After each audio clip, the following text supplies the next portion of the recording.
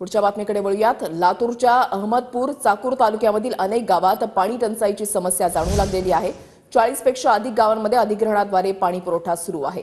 19 पाझर आणि साठवण तलाव कोरडे ठाक पडलेत। मोघा तलाव कोरडा पडल्याने 12 गावांची योजना ही ठप्प झालेली आहे।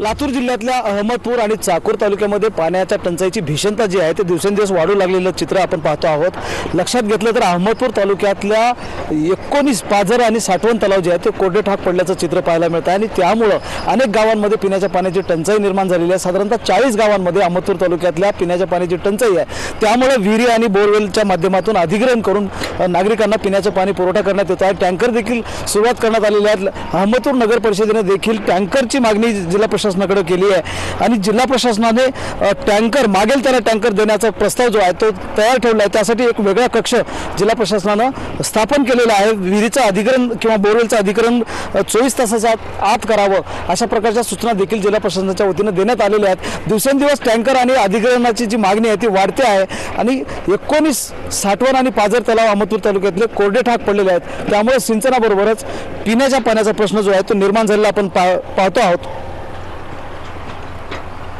महेंद्र जोंधे, TV9 मराठी, लातूर।